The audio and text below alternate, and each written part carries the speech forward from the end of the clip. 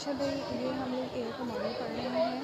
हमारे पास यहाँ पर पिन्ना मौजूद है। ये पूरा स्ट्रक्चर पिन्ना कहलाता है। ये हमारा हीलिक्स होता है, ठीक है। ये एंटी हीलिक्स होता है। आउटर कर्व जो है helix, anti helix, tragus, anti tragus, auricular cavity, ठीक।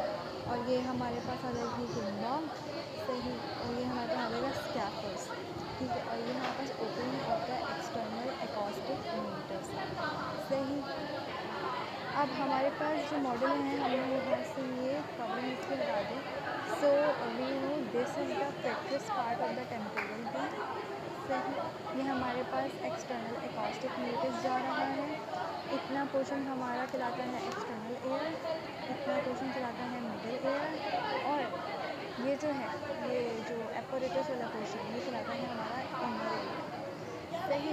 तो ये आ रहा है एक्सटर्नल एकॉस्टिक मीटर्स। ये आपका कार्टिलेजिनस पार्ट है, ये आपका बोनी पार्ट है, ठीक है। ये हमारे पास आ रहा है फेरिंजियोटिम्पैनिक ट्यूब, सही। और इस फेरिंजियोटिम्पैनिक ट्यूब के ऊपर एक मसल जा रहा है, इसको हम लोग कहते हैं टेम्पोरोटिम्पानिक, सही। हमारे पास यहाँ पर ये जो है, ये आपका कहलाता है टिम्पैनिक मेम्ब्रेन, यानी कि कान के पर्दे, सही है। टिम्पैनिक मेम्ब्रेन है ये आपका, सही। Tympanic membrane.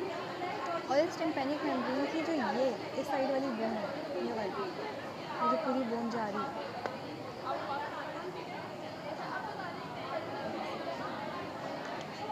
ये जो आपकी ये पूरी बोन जा रही है ना, ये बोन कहलाती है आपकी नेवल्स। सो अगर हम लोग इसको ऐसे लगाएंगे और इस स्ट्रक्चर में जो हमें बोन, इस पोजीशन में जो हमें नेवल दिखेगा, ये नेवल्स है। और ये जो इनर बोन होती है, ये सेकंड बोन जो अटैच्ड है, ये सेकंड बोन कहलाती है आपकी इनकस। तो इनकस एंड नेवल्स और टिम्पैनिक मेम्ब्रेन, सही। हमारे पास यहाँ तक ही आउटर कवरिंग सारी है। अच्छा, अब यहाँ पर हम आ जाएंगे टिम्पैनिक मेम्ब्रेन की पोजीशंस के बारे में, ठीक है। तो ये जगह आपकी कहलाती है एपिटिम्पैनिक रिसेस, सही। एपिटिम्पैनिक रिसेस। और जिस जगह पे टिम्पैनिक मेम्ब्रेन मिलती है ना, उस जगह को हम लोग कहते हैं टिम्पैनिक मेम्ब्रेन प्रॉपर, सही। अब हम लोग यहाँ से टिम्पैनिक मेम्ब्रेन हटा रहे हैं। ये हमारे पास आ गया है इनर एयर, और ये जो बोनी पार्ट है इसको हम लोग कहते हैं इंटरनल एकॉस्टिक मीटर्स, सही।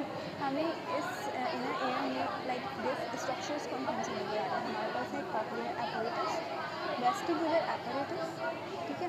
और हमारे पास foot plates of the stapes in oval windows, ठीक है। हमारे पास ये तीन जो हमें सर्कल्स दिख रहे हैं, उनको हम कहते हैं सेमी सर्कुलर कैनाल्स।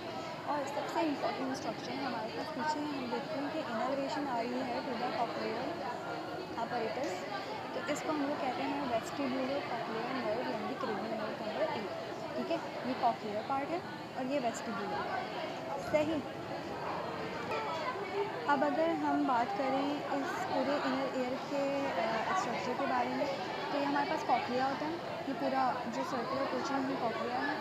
ये जो कैनाल देख रहे हैं इसको हम लोग कहते हैं वेस्टिब्यूल, सही।